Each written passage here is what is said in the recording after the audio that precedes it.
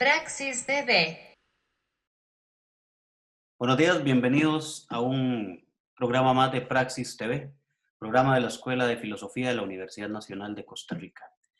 Hoy nos acompaña Ramón Grossfogel, sociólogo puertorriqueño de la Universidad de Berkeley en California. ¿Cómo estás, Ramón? ¿Qué tal? ¿Cómo está todo, Esteban? Muchas gracias por la invitación. Muchas gracias, Ramón, por aceptar y compartir con nosotros este espacio.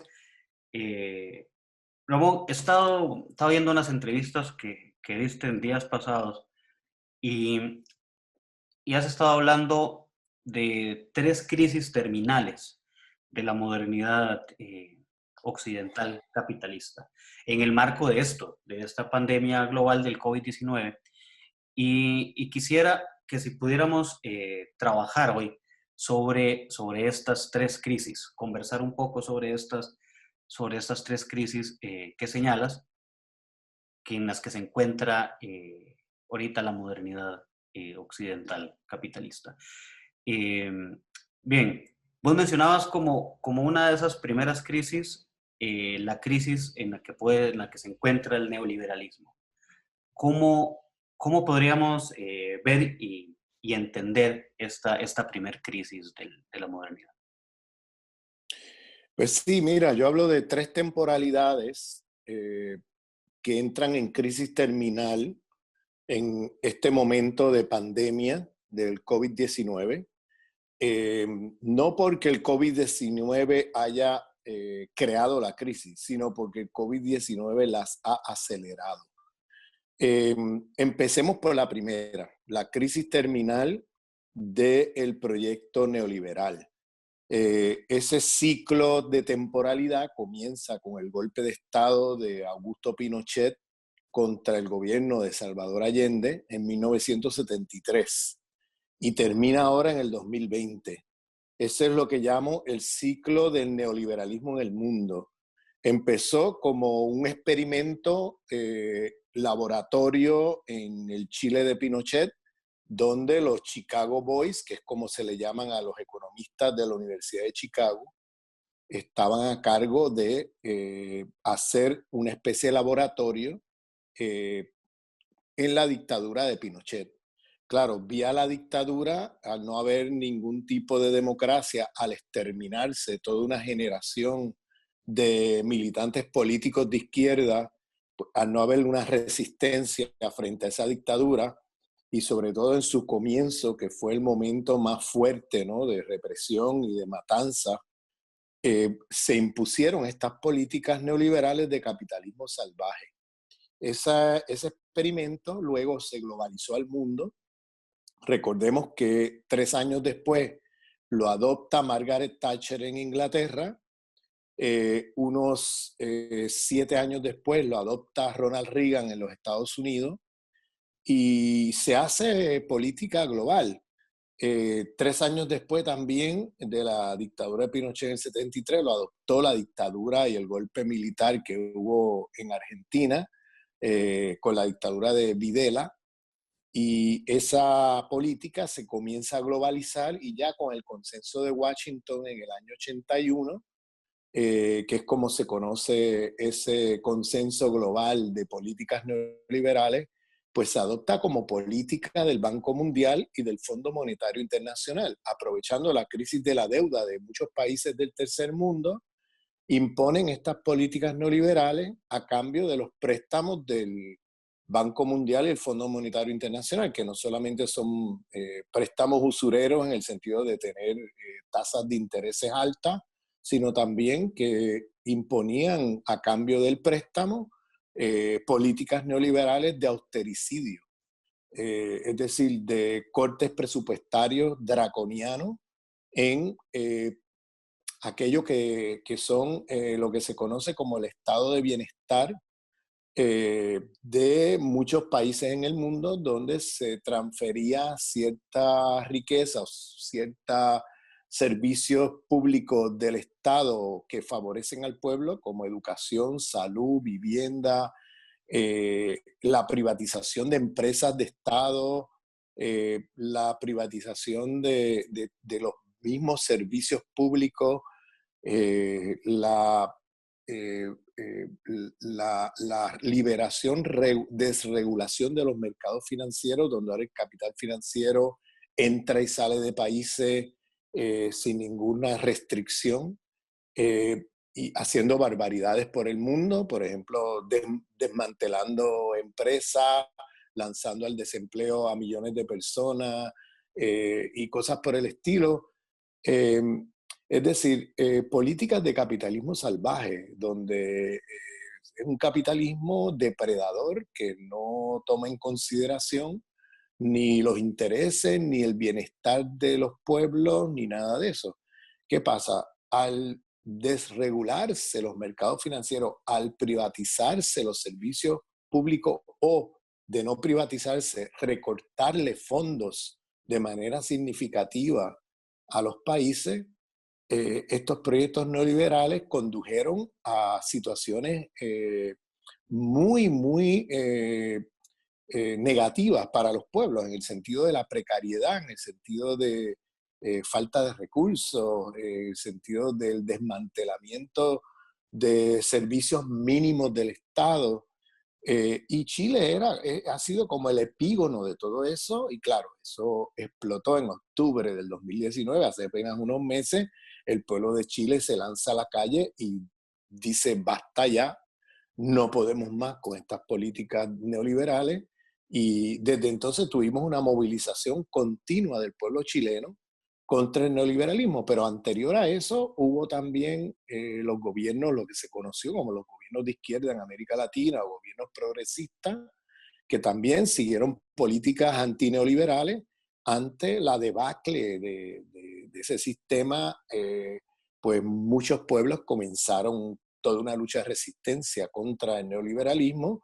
El neoliberalismo entra en crisis con estos gobiernos de izquierda, pero claro, lo que ocurre ahora con la pandemia es que se hace muy evidente, demasiado evidente, cómo los países que siguieron políticas neoliberales son los que están en la peor situación de enfrentar la crisis de la pandemia. Es decir, los países que privatizaron los servicios públicos siguiendo las políticas neoliberales, sobre todo los que cortaron recursos al sistema de salud pública o los que privatizaron radicalmente el sistema de salud, son los que están en las peores condiciones para enfrentar la pandemia. Lo que ha ocurrido es muy sencillo. Han habido los cortes presupuestarios, han hecho que en una crisis de pandemia estos países no hayan podido atender a la gente debidamente, lo que ha hecho que se haya colapsado los sistemas de salud. Es decir, los sistemas de salud han hecho que estos países no estén preparados para enfrentar una crisis de pandemia como esta, donde mucha gente ha estado prácticamente eh, en situaciones de precariedad en los sistemas de salud. Por ejemplo, mira, vamos a mirar a España, Italia, Francia, Inglaterra, los Estados Unidos. Los Estados Unidos es el epicentro de la pandemia en el mundo, tanto en número de casos como en números de muertos. Estados Unidos, como sabemos, no tiene sistema de salud pública. Estados Unidos tiene un sistema privatizado de salud. Eh, Fíjate en América Latina, países como Chile o países como Ecuador, Brasil, es decir, todos estos países que han seguido políticas neoliberales, Colombia, la pandemia ha dado durísimo. En cambio, países que han sido opositores o que han resistido las políticas neoliberales en el mundo son los que están en la mejor situación para enfrentar la pandemia. Eh, Fíjate que un país bloqueado como Cuba, un país que tiene una economía débil frente a muchos otros países en el mundo debido a 60 años de bloqueo.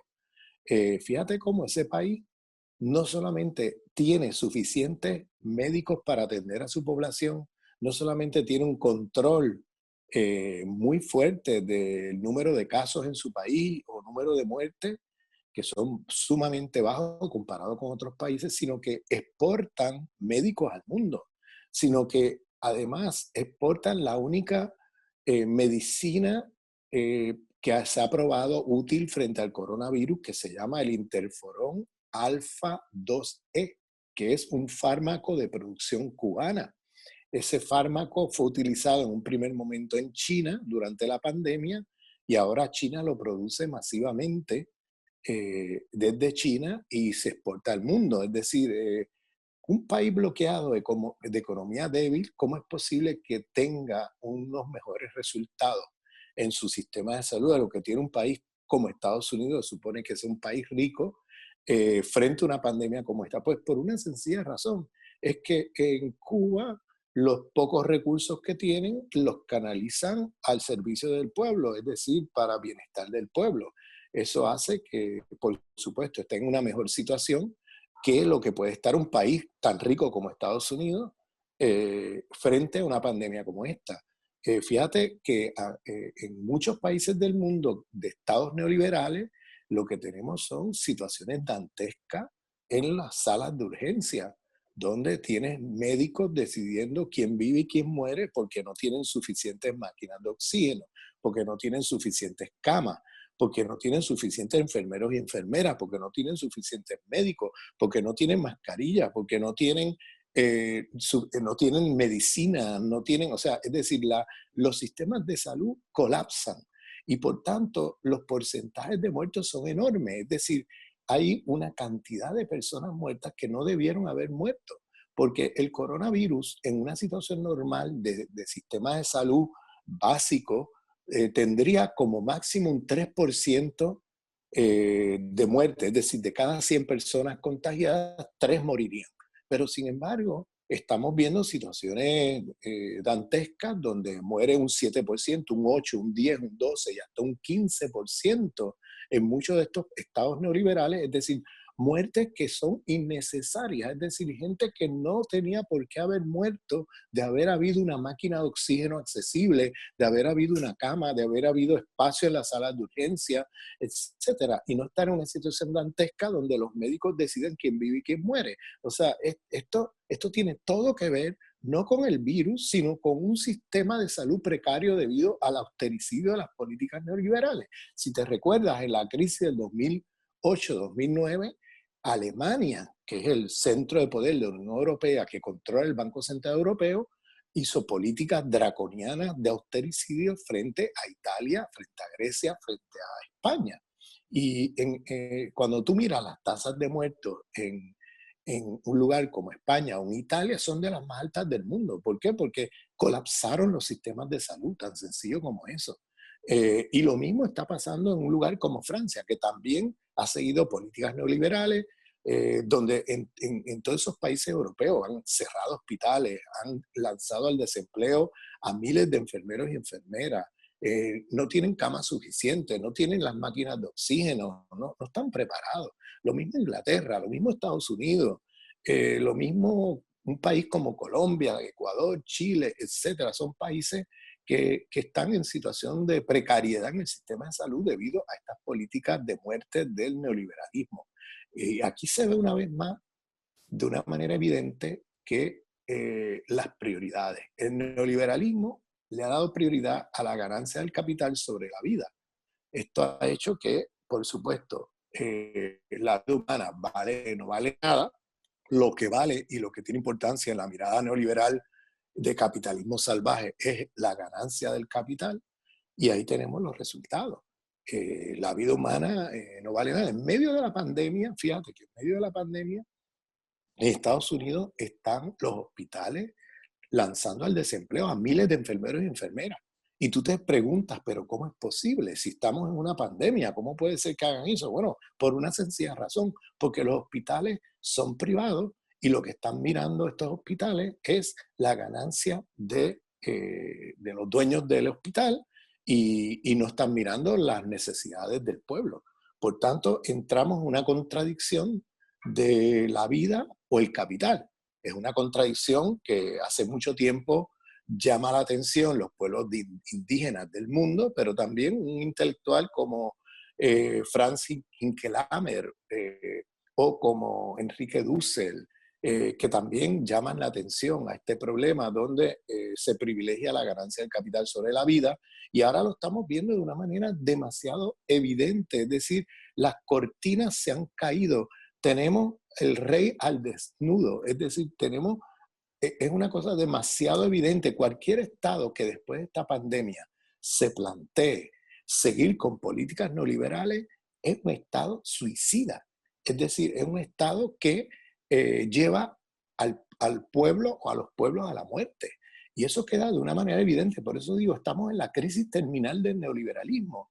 Estamos en una situación donde queda demasiado evidenciado que la participación del Estado en la economía va a ser vital para la vida humana en el planeta Tierra. La pregunta es, ¿cómo va a ser esa participación del Estado? Si va a ser una participación para beneficiar al capital o si va a ser una participación para beneficiar a los pueblos. Y eso ya es una lucha política, pero ya queda muy claro a los ojos de los pueblos y es una oportunidad para la izquierda, este momento histórico de que el sistema neoliberal lleva a la muerte. Muy bien, Ramón. Esta crisis del neoliberalismo, de una forma, nos asoma a esa disyuntiva. ¿Será que la participación del Estado podría favorecer el bienestar de las poblaciones y en efecto posicionar la reproducción de la vida sobre el capital? ¿O por el contrario, la misma participación del Estado podría darle un momento aún más grave a la construcción de las desigualdades sociales, al salvar más bien los capitales sobre Sí. la vida humana misma, ¿verdad? Vamos a hacer un pequeño corte para seguir conversando y ya volvemos. Ya regresamos a Praxis TV. Praxis TV. Estamos de vuelta en Praxis TV, programa de la Escuela de Filosofía de la Universidad Nacional de Costa Rica. Continuamos conversando con Ramón Grossfogel, sociólogo puertorriqueño, una de las caras más conocidas de la red de pensamiento decolonial. Y bien, nos conocemos hace un tiempo, Ramón.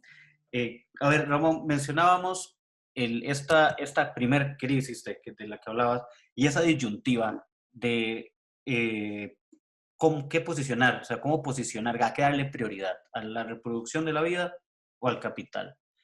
Y esto también que nos va a llevar de alguna manera al cuestionamiento respecto a las otras dos crisis que manifiestas, o esas dos crisis terminales de las que hablas. ¿Cómo Sí. podríamos referirnos al respecto?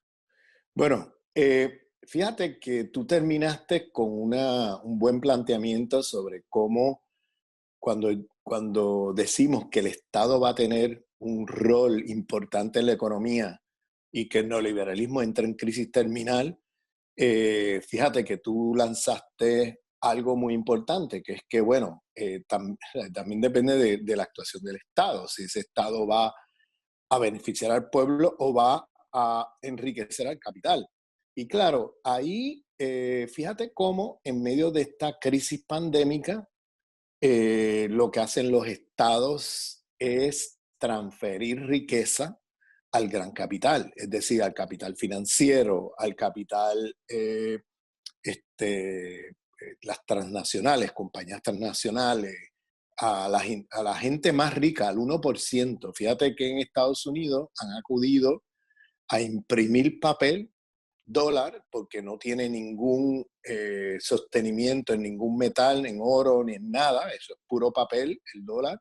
Desde que Nixon desreguló la relación entre el papel dólar y el oro, en los años finales de los años 60, tenemos un dólar que no tiene ningún sostenimiento en nada, es puro papel. Y lo único que lo mantiene es que es la moneda de intercambio internacional, que ya tiene los días contados porque tenemos otras superpotencias que ya desde hace rato han comenzado a comerciar en otras monedas. Eh, pero con esta crisis, fíjate cómo en un lugar como Estados Unidos se han repartido alrededor de 4 trillones de dólares con T, con la letra T, que se han repartido entre el 1%.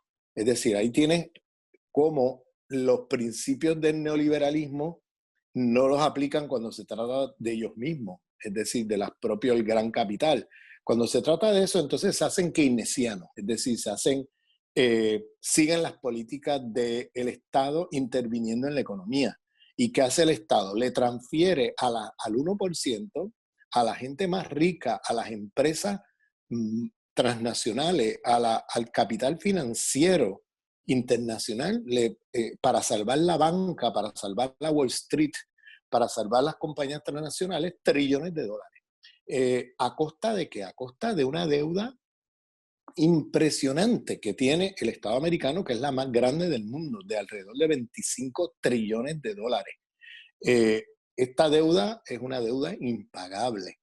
Y eso nos hace entrar en la tercera, el segundo ciclo que hablo de crisis terminal, que es la temporalidad que va de 1945 al 2020, es decir, la temporalidad de la hegemonía estadounidense en el sistema mundo.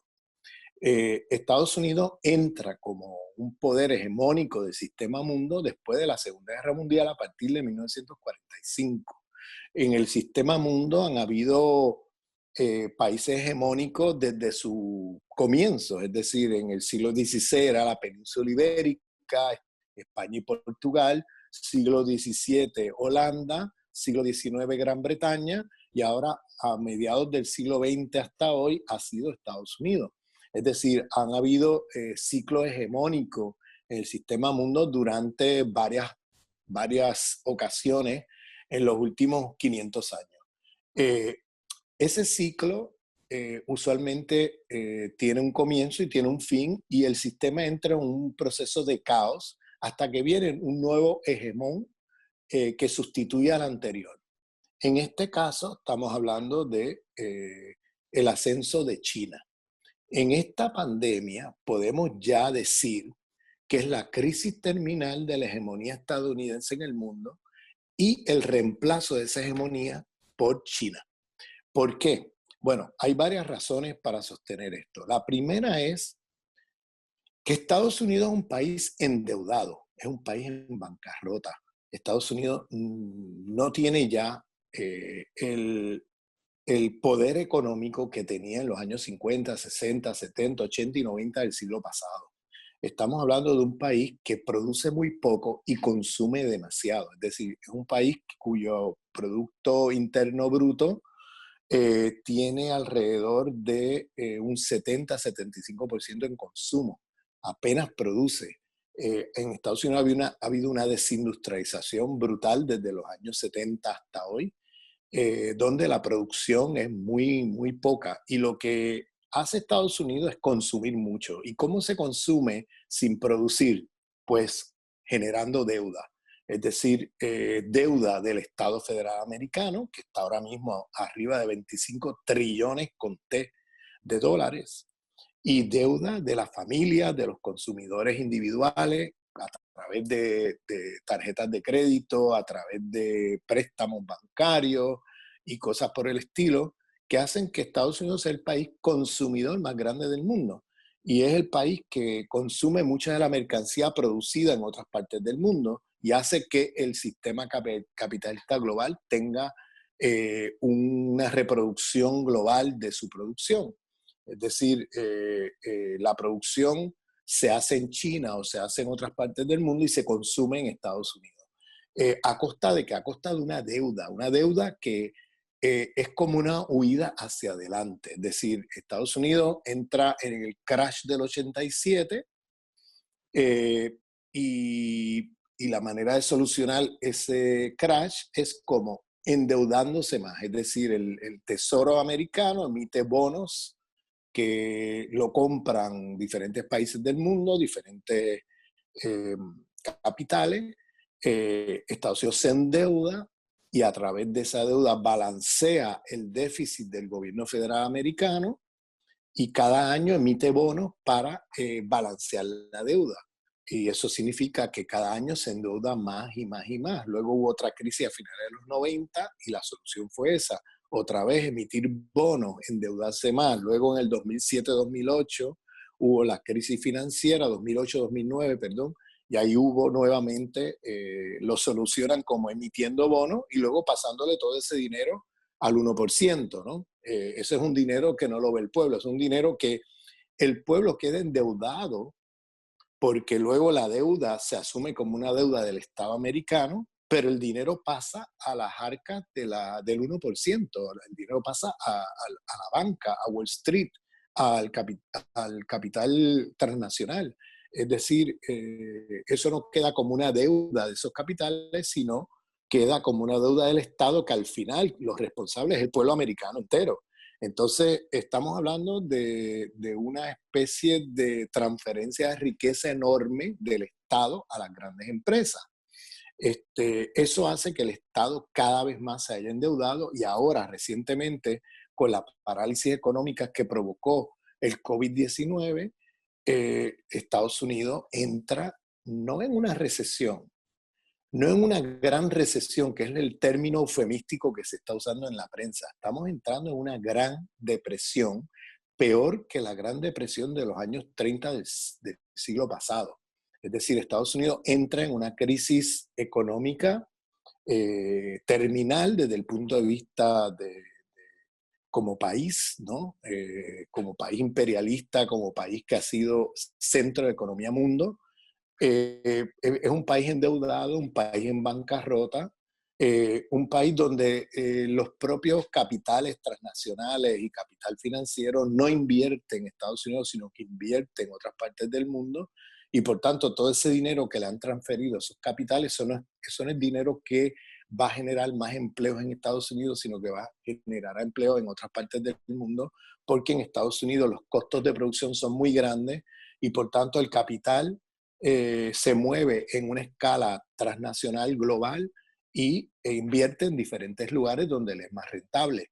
Por tanto, esa transferencia de riqueza trillonaria con T es una transferencia de riqueza que no va a beneficiar al pueblo americano ni a ningún pueblo en el mundo, sino que se va a usar como capital que va a ser usado por el 1% para hacer más capital, para hacer ganancia, para hacer enriquecerse aún más de lo que se ha enriquecido. Fíjate cómo Jeff Bezos, el dueño de Amazon, en esta crisis se ha enriquecido más que en toda su historia. O sea, Jeff Bezos hasta ahora es un multimillonario de más de 150.000 millones de dólares. Esto es una cosa totalmente aberrante, pensar que una persona tiene más capital que gran parte de países del mundo. ¿Cómo es posible? Y tenemos situaciones así donde Estados Unidos ha entrado en crisis terminal como hegemonía del sistema mundo. Es decir, no solamente ha entrado en esa crisis por las políticas proteccionistas y de encerramiento en sí mismo de la administración Trump, no solamente porque llevan una deuda que venía ya arrastrándose de hace tiempo, es decir, estas cosas ya iban a suceder tarde o temprano y se esperaba que sucediera en los próximos 2, 3 años. Lo que hace el coronavirus es acelerar la caída del el imperio estadounidense como centro hegemónico del sistema mundo. Y ahora, en medio de esta pandemia, mientras Estados Unidos tiene 25 trillones en deuda, China tiene trillones de dólares en ahorro. Entonces, en medio de la pandemia, China lo que hizo fue lo siguiente, es lo que yo llamo una nacionalización vía el mercado.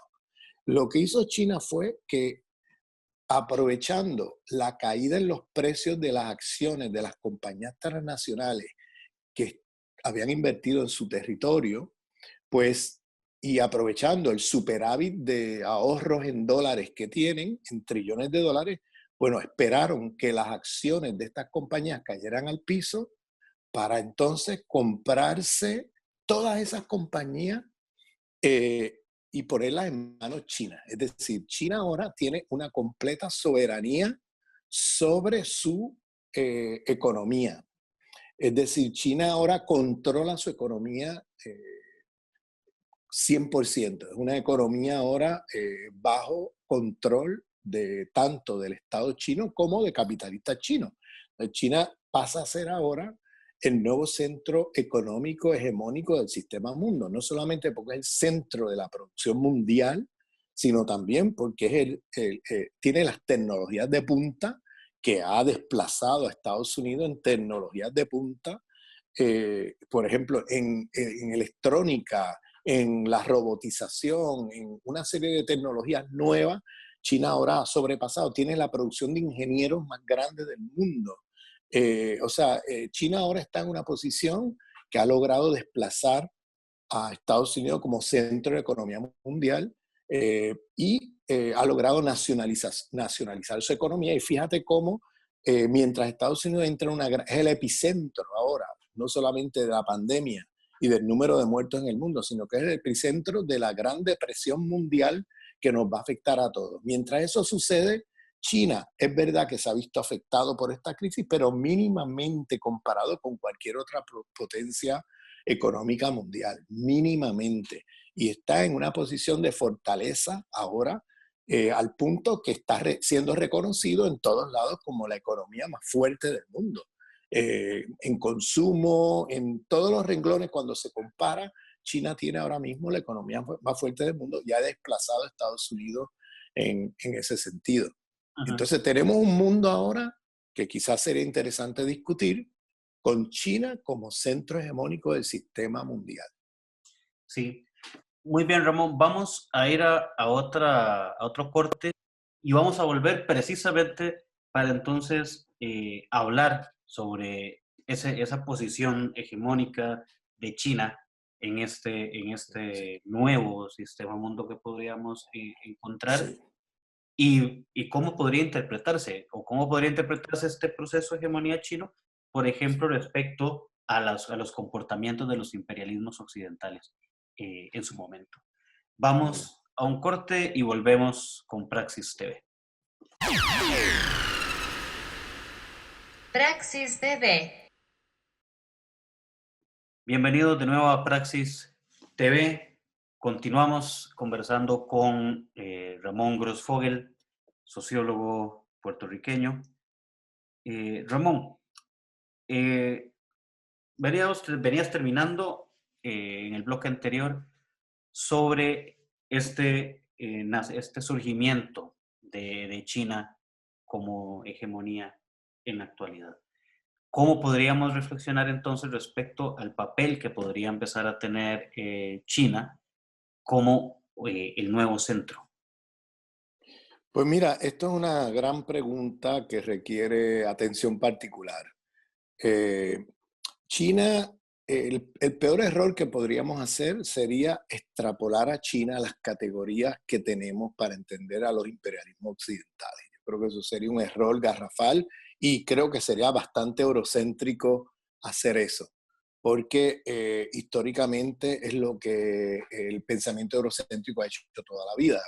Ha usado las categorías con las que hemos entendido los imperios occidentales, empezando por el Imperio Romano, para entender todo lo que se mueve. Y hablamos del imperio azteca, el imperio chino, el imperio eh, inca, y todo le llamamos imperio. Y perdemos de vista las particularidades de cada forma de autoridad política y cómo son diferentes unos de otros y todo eso. O sea, China históricamente, en la civilización china cuando existía, era un lineaje, ¿no?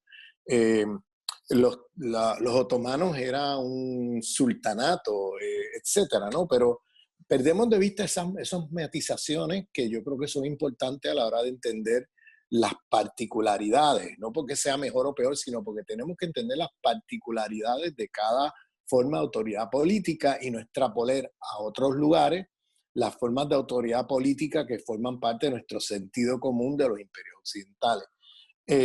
China es un fenómeno, vamos a ponerlo así, híbrido en ese sentido y bastante bizarro. Me explico. Antes de empezar, mira, China es un país capitalista. No tengamos la menor duda sobre el tema.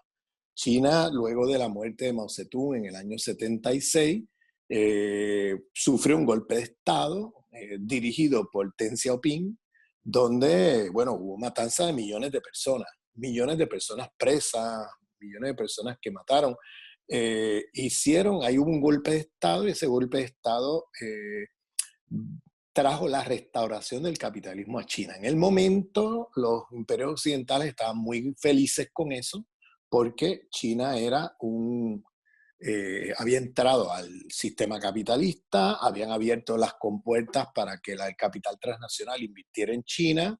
China se convirtió en una especie de maquiladora enorme de mano de obra barata para el capital transnacional en un primer momento. Y claro, los imperialismos occidentales estaban felices con el golpe de Estado de Deng Xiaoping y la restauración del capitalismo en China. Y China dejó de ser un país revolucionario en el mundo, en el sentido de dejó de ser el país revolucionario de la Revolución China, que apoyaba en solidaridad los movimientos de liberación nacional en África y en diferentes partes del mundo, y se convirtió en un país servil por muchos años del imperialismo americano. ¿Qué pasó? A través del tiempo, China desplaza a Estados Unidos en sus propias reglas de juego, es decir, en la propia sistema capitalista. China poco a poco va haciendo una estrategia y se convierte en una superpotencia que, como dije hace un rato, acaba de desplazar a Estados Unidos como centro hegemónico de la economía capitalista mundial. Entonces, China, dicho esto y aclarado esto de que no es un modelo a seguir, ni es un modelo que nos sirva a las izquierdas para pensar el futuro, sí tiene una serie de particularidades que hay que llamar la atención porque podrían abrir ciertas oportunidades a cambios radicales en el tercer mundo. Vamos a ver. En primer lugar, China, la manera como comercia con el tercer mundo tiene unas formas muy particulares. Mientras Occidente siempre invirtió en el tercer mundo para saquear los países, para explotar la mano de obra barata, para apropiarse de sus recursos naturales, y dejaba a los países devastados, pauperizados, para luego ofrecerles préstamos draconianos, dejándolos endeudados, imponiéndoles políticas de austericidio, neoliberales. China tiene otro tipo de política. O sea, Occidente siempre tuvo un proyecto universalista. Es decir, Occidente no solamente te explota, te saquea, te endeuda, te impone políticas neoliberales, sino que además se mete en a qué Dios tú les rezas. Se meten en qué epistemología tú estás usando. Quieren que hables el idioma que ellos hablan. O sea, tienen un proyecto universalista. China no tiene proyecto universalista. China no tiene pretensión universalista. Eso me parece fundamental llamar la atención. China, contrario a los imperios occidentales, no le interesa a qué Dios tú le rezas, no le interesa qué epistemología tú usas, no le interesa qué políticas tú implementas. Ellos en sí mismos no son neoliberales, ellos no siguen políticas neoliberales, ellos no imponen políticas neoliberales, ellos no andan con su ejército por el mundo imponiéndose. Es decir, no tienen un proyecto universalista. En cambio, Occidente sí lo tuvo. Entonces, ¿qué pasaba? ¿Qué pasa? ¿Cómo opera China? China viene y negocia con un país, cualquier país del tercer mundo, establece relaciones bilaterales, y la manera como negocia es de la siguiente forma. Ellos van y te compran la mercancía que ellos quieren consumir o comprar por los próximos 10, 15 años, y te lo compran, hacen un convenio, un tratado, y te lo compran y te lo pagan todo esta noche. O sea, lo que tú le vas a exportar a China por los próximos 10, 15 años, te lo pagan todo esta noche. Es decir, te adelantan todo el dinero sin intereses. Esto es muy importante decirlo, porque cuando Occidente adelanta algo, siempre cobra intereses y siempre pone condiciones y siempre impone, en los últimos 40 años, neoliberalismo, ¿no? Austericidio. China no impone nada. China va a hacer la transacción y te paga esta noche lo que tú vas a exportar los próximos 10 años. Y no te cobra intereses ni te impone nada. Bien, eso es muy importante llamar la atención a esto porque frente a las políticas de austericidio neoliberal del Fondo Monetario Internacional, del Banco Mundial y de los imperios occidentales, de momento un país como China que te entrega miles de millones de dólares en una noche para la exportación de los próximos 10 años es un respiro para gran parte de los países del tercer mundo. Y sobre todo que ese adelanto de dinero no va acompañado de intereses, por lo cual es una especie de respiro para los países del tercer mundo.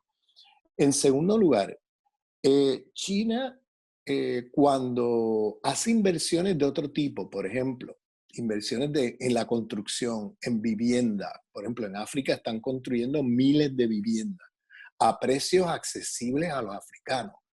Bueno, cuando ellos invierten directamente, ellos raramente emplean la mano de obra barata del tercer mundo. Ellos se traen sus propios esclavos de la China. Esto es muy importante llamar la atención a esto, porque ellos entonces no entran en contradicción, en conflicto con las clases trabajadoras de los países donde invierten, porque no emplean a nadie. Lo que hacen es que te ofrecen un servicio de construcción de un puente, construcción de carretera, construcción de vivienda o una industria que van a hacer en tu país y ellos se traen los esclavos chinos. Es decir, se traen mano de obra súper barata bajo leyes laborales chinas, donde no hay restricciones a cuántas horas tú trabajas y donde el pago del salario por hora es de céntimos de dólares. Eh, por lo tanto, ellos se traen sus propios esclavos de la China y no entran en conflicto con la población local y luego te dejan un producto más o menos de buena calidad a precios baratos, a precios accesibles para un país del tercer mundo. Entonces, ¿cómo lo hacen? Bueno, a costa de los chinos. Aquí hay una gran diferencia con los imperios occidentales. Los imperios occidentales siempre usaron la mano de obra barata del tercer mundo como mecanismo de acumulación de capital y como mecanismo de inversiones en donde quiera que se meten. Aprovechan la mano de obra barata de los países del tercer mundo para incrementar sus ganancias, la acumulación de capital. Eh, Aquí tenemos otra gran diferencia, y es que los imperios occidentales siempre se organizaron alrededor de racismo institucional. Es decir, no estoy hablando del racismo de prejuicios y estereotipos, eso después de 500 años de expansión colonial europea al mundo, después de la destrucción de otras civilizaciones, ¿no? En esa expansión colonial y la imposición de esta civilización a escala global, pues los prejuicios raciales existen en todas partes, ¿bien? Incluido en China, ¿bien? Estoy hablando de otra cosa, estoy hablando de racismo institucional, cuando las instituciones mismas tienen lógicas de superexplotación de poblaciones a partir de la idea de la inferiorización racial de esos grupos. Eso existe en Occidente desde que Cristóbal Colón se bajó del barco. Es decir, tenemos un sistema mundial imperialista occidental eh, que opera de otra manera, que opera pauperizando las poblaciones del mundo y elevando su propia población. Es decir, elevando el interés de la raza superior. Y ahí incluyen a eh, los pueblos que ellos consideran racialmente superiores, que es los pueblos que ellos consideran los blancos occidentales, incluyendo sus propias clases trabajadoras. Entonces, lo que ocurre en los imperialismos occidentales es lo que se llamó la aristocracia obrera, el movimiento socialista del siglo XX, que es que hay una capa de obreros que viven de la superexplotación que hace y ejerce sus países imperialistas sobre el tercer mundo, que tienen salarios y condiciones de vida y de trabajo muy superiores a la de cualquier obrero en el tercer mundo.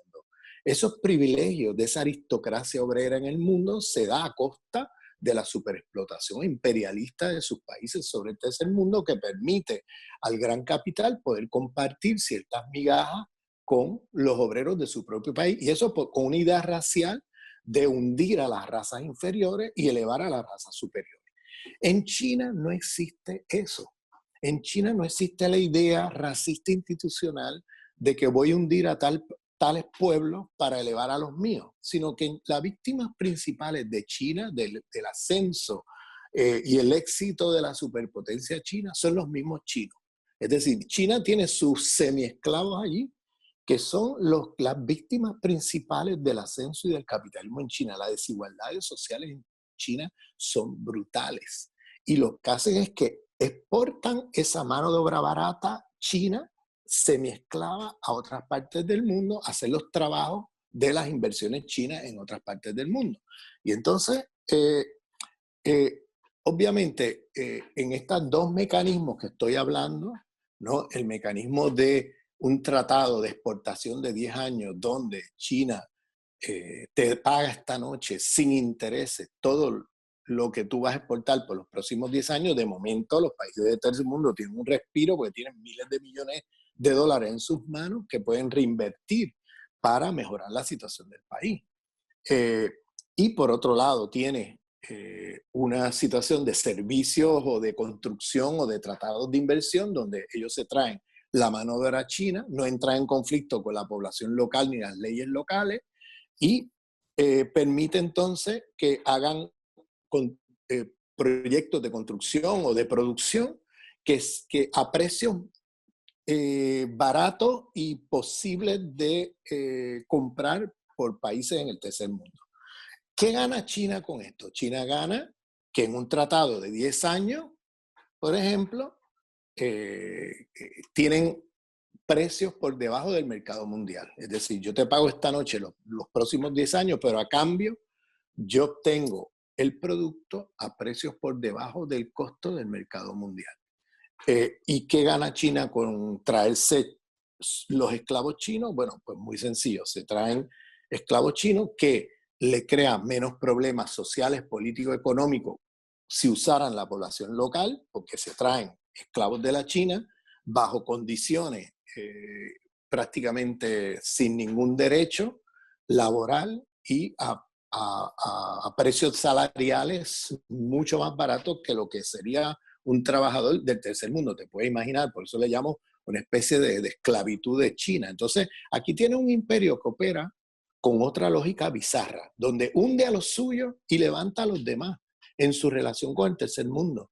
Es decir, las víctimas principales de China son la clase obrera china misma, que son los que son más afectados por estas políticas de la superpotencia china.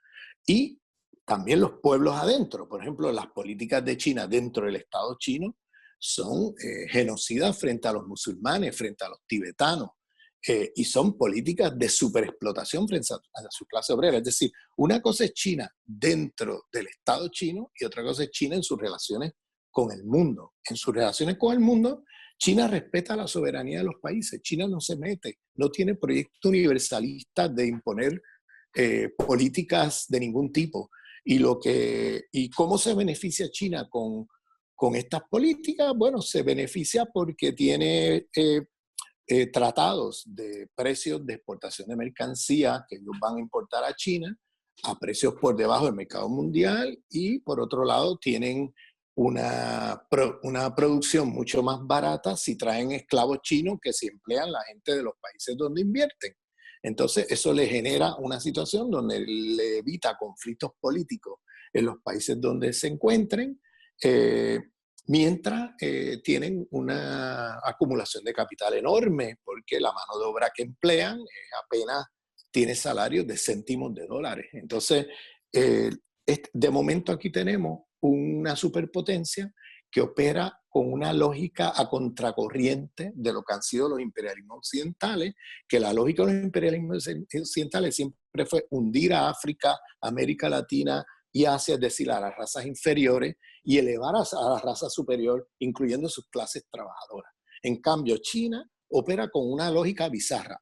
levanta las economías de África, América Latina, Asia y hunde a la propia clase trabajadora de su país.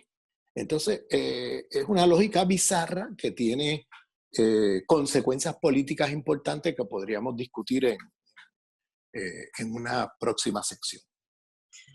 Sí, Ramón, este avance de China también nos trae el cuestionamiento, por ejemplo, de las formas de explotación de la naturaleza que han tenido los chinos, que al fin y al cabo genera afectaciones globales también. Entonces se vuelve uno de estos elementos que incluso nos da pie a conversar sobre esa tercer crisis de la que vos hablas.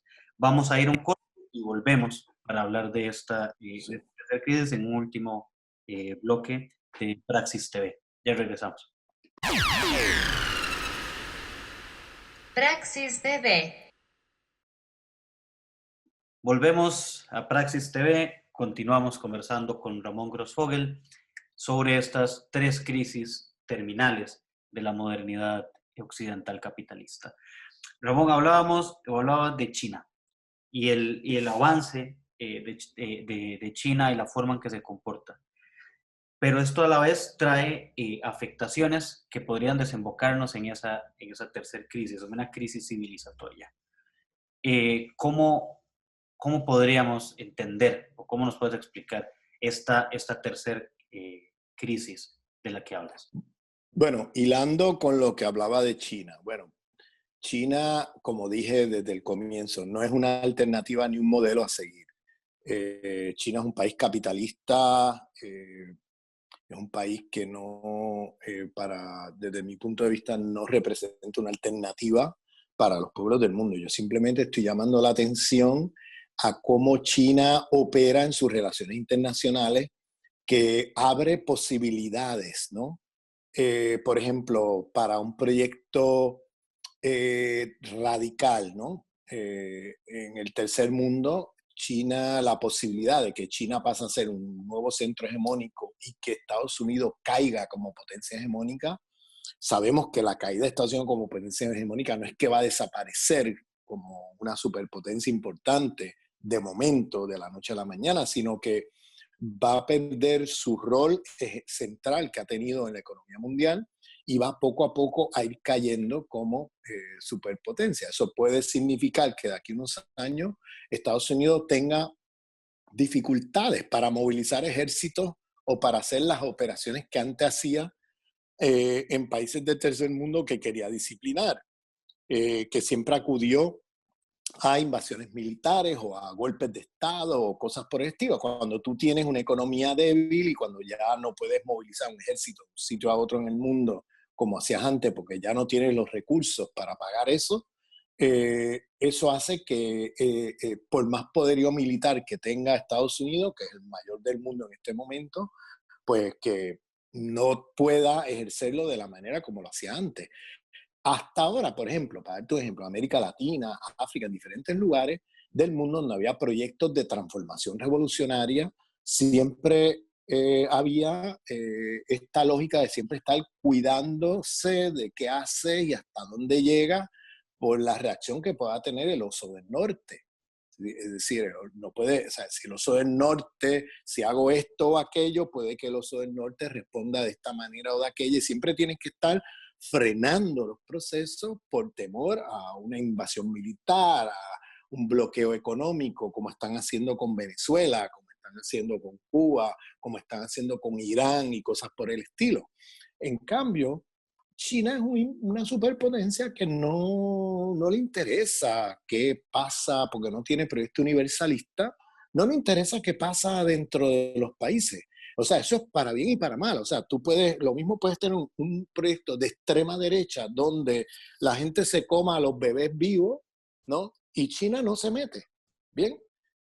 Pero de la misma manera puede operar para la izquierda, de hacer transformaciones revolucionarias donde tú puedes empujar hacia adelante sin el temor que China te va a invadir militarmente, porque China no va por el mundo imponiéndose con su ejército. Eso no es la lógica de China. Fíjate que en África los han sacado de varios lugares del mundo. Las últimas 10, 15 años en África, las guerras en África no es otra cosa que los imperios occidentales tumbando gobiernos por invasiones militares directas, por golpes de Estado, que han hecho convenios con China. Y para sacar a China de África, imperios occidentales, Francia, Estados Unidos, Gran Bretaña, han intervenido militarmente o con golpes de Estado para tumbar estos gobiernos, con la idea de entonces ellos ponerse en la posición de control de la materia prima y los recursos africanos y desplazar a China. ¿Qué ha hecho China ante eso? Pues China ha sido sacado por la fuerza de muchos lugares de África y les dan la bofetada y ellos no responden con una bofetada. Es muy interesante cómo opera China. No sé si es una cosa cultural o estratégico-política, pero digo cultural porque me recuerda mucho el libro de 5.000 años del arte de la guerra, que es un texto espiritual taoísta, ¿no? Donde dice que tú no ganas la guerra cuando ya estás en la batalla. Ahí ya si llegaste a la batalla es porque perdiste la guerra. La guerra se gana antes de llegar a la batalla. Es decir, no hay que llegar a una batalla para ganar la guerra. Es decir, la guerra la ganas sin ir a la guerra, antes de que llegara a la guerra. Esa lógica que pues, es un poco lo que ellos hacen en el plano internacional. Ellos reciben una bofetada y no responden con otra bofetada. Ellos se toman su tiempo y regresan, pero regresan entonces con tratados comerciales donde estas élites occidentalizadas que los imperios occidentales ponen allí, pues ellos los seducen con tratados comerciales que son imposibles de negar eh, o de oponerse. Por ejemplo, Bolsonaro, cuando ganó las elecciones, la política era realinear Brasil fuera de China hacia el eje estadounidense. Porque China tenía tratados comerciales en exportación e importación enorme con Brasil. Y la política de Bolsonaro fue realinear con Estados Unidos. ¿Qué pasó? En menos de un año aparece China en Brasilia con tratados de inversiones de más de 100.000 millones de dólares que el gobierno de Bolsonaro no pudo decirle que no. ¿Por qué? Porque Estados Unidos jamás va a hacer una inversión de ese calibre en Brasil. Y además, como dije, en situaciones de ventaja para Brasil por la manera como China se comporta con el mundo, que ya expliqué. Entonces, Bolsonaro no pudo decirle que no. O sea, te doy esto de ejemplo para que veas lo que ellos hacen también en África. Cuando le dan la bofetada, ellos no responden con ejércitos, ellos responden con un tratado comercial unos años después que estas élites neoliberales y estas élites que ponen allí en el poder los imperios occidentales no pueden decir que no, porque son son ofertas demasiado positivas para estos países y para estas élites. Entonces no pueden decir que no. Entonces digo esto un poco para que veas cómo opera China. China no tiene bases militares en el mundo, no va por el mundo con sus armas. Tiene una política de respeto a la soberanía de los pueblos y ese respeto va para un lado o para el otro, tanto por un régimen de extrema derecha como por un régimen de izquierda. Entonces, por eso digo que China como centro hegemónico abriría posibilidades de transformación social de una manera como no hemos visto hasta ahora, porque hasta ahora cada vez que uno hace cualquier cosa en el tercer mundo tienes que estarlo pensando para ver cómo va a reaccionar el oso del norte, pero como China no tiene proyectos universalistas, eso te permite a ti empujar los límites más allá en un proyecto de transformación radical sin el temor de que te va a invadir el oso del norte, porque China no es un país que va a invadirte. China opera con otras lógicas de dominación muy diferentes. Uno de los problemas de China, que es el que tú acabas de señalar, el problema de la crisis civilizatoria, que es que China repite el modelo occidental de destrucción ecológica y de la vida en el planeta. Es decir, China es uno de los centros más importantes, luego de Estados Unidos, de contaminación en el mundo, porque ellos repiten todas las lógicas tecnológicas de los imperios occidentales.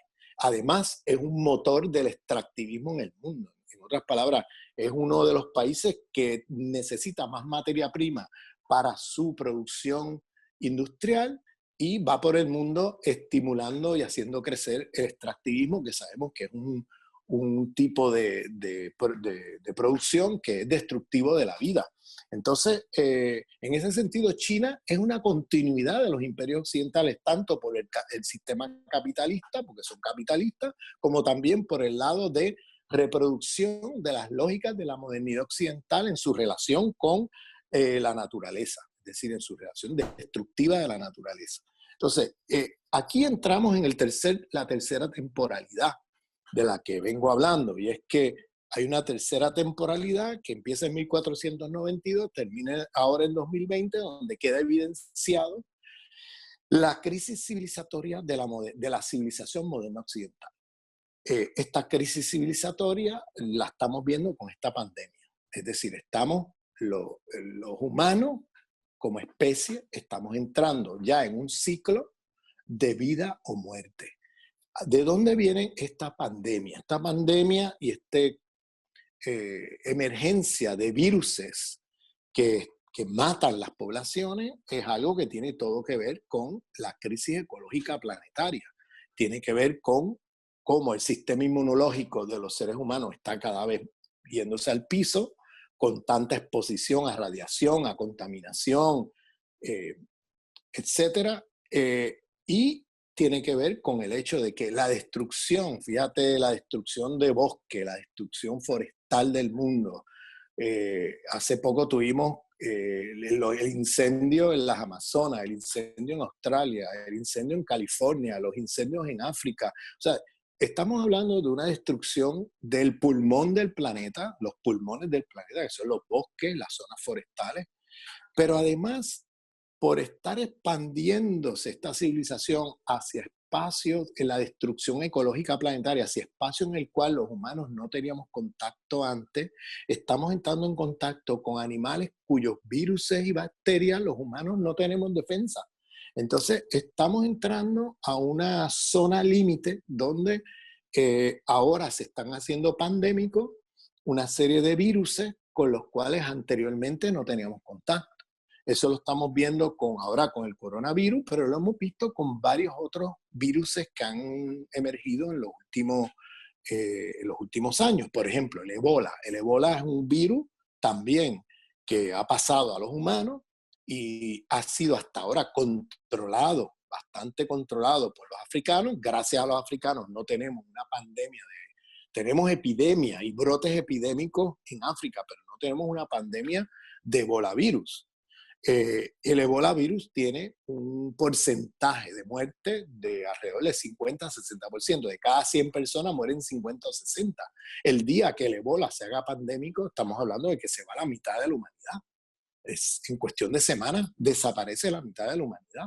O sea, estamos hablando ya, lo que la naturaleza nos está diciendo es un mensaje, ¿no? Este virus es un mensaje que está diciéndole a esta civilización, o ustedes paran esto, o nosotros nos encargaremos de ustedes. En otras palabras, esto es como un mensaje, esto es como un aviso, porque fíjate que el COVID-19 tiene un 3%, de cada 100 mueren 3. Eso es un porciento bajo comparado con otro tipo de virus.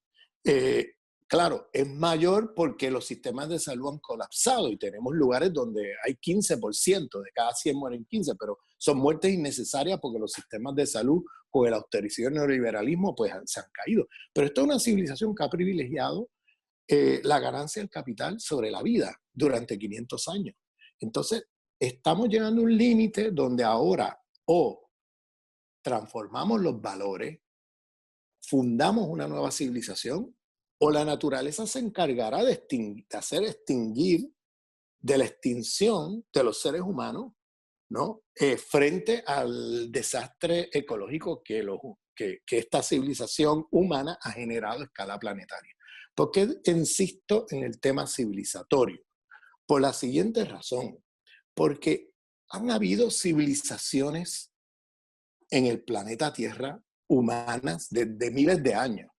Y ninguna ha sido tan destructiva de la vida como esta civilización. Esta civilización es una civilización de muerte. ¿Por qué? Porque esta civilización tiene una cosmología destructiva de la vida. Me explico. Toda tecnología tiene cosmología. No hay tecnología sin cosmología.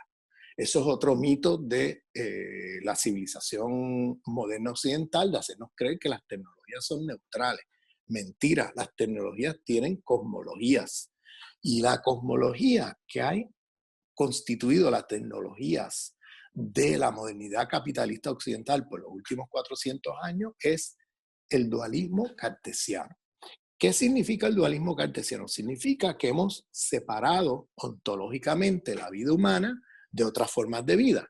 Y la manera como pensamos la vida es con una diferencia ontológica fundamental entre la vida humana y las otras formas de vida.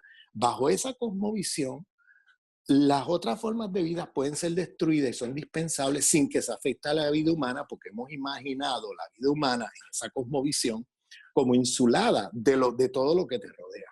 Por tanto, tú puedes destruir todo lo que está alrededor tuyo y la vida humana sigue. Eso es un gran mito, ese mito cartesiano se ha constituido como mito de la modernidad occidental y es la que informa la producción de tecnología.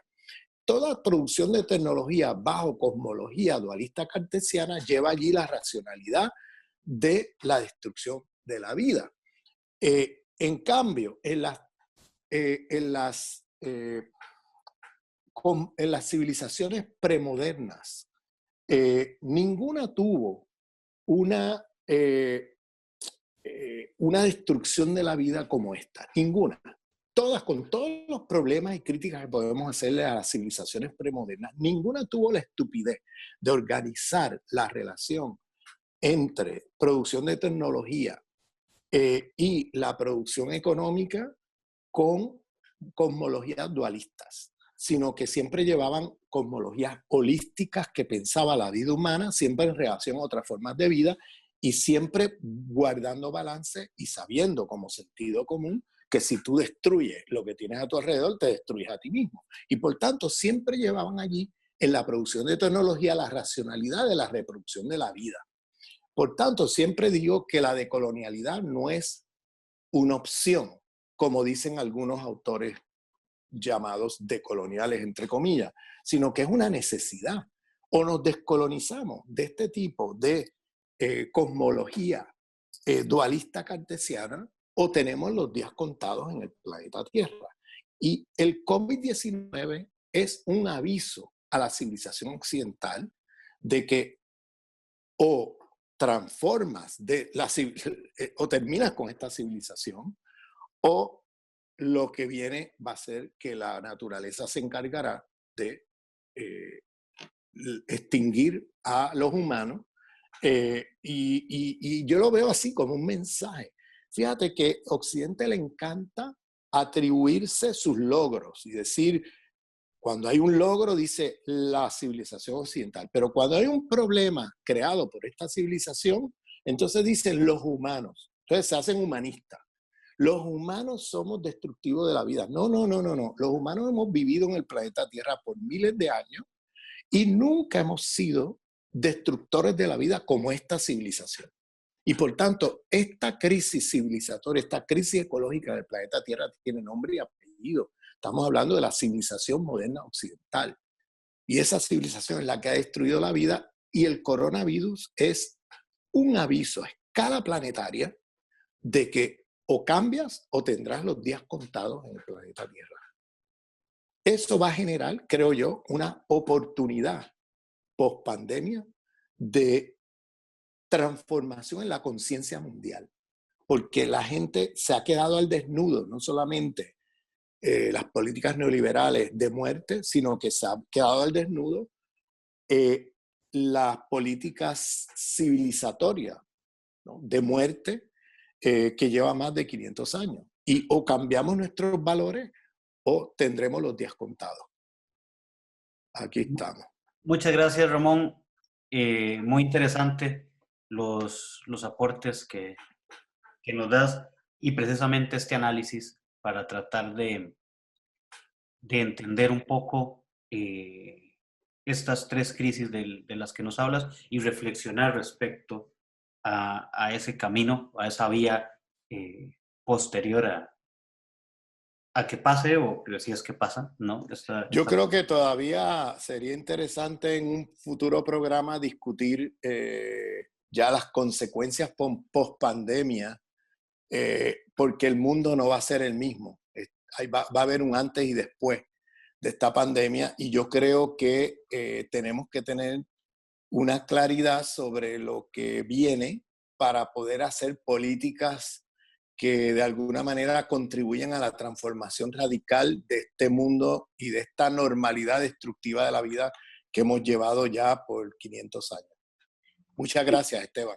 No, sería bellísimo, qué dicha que vos mismo lo propones, entonces pronto tendremos otro programa cuando pasemos esto para conversar sobre esos efectos. Un gran abrazo, Ramón. Muchísimas Muchas gracias gracias. por estar con nosotros, con nosotras acá en Praxis TV. Muchas gracias. Gracias a ustedes. Chao, chao.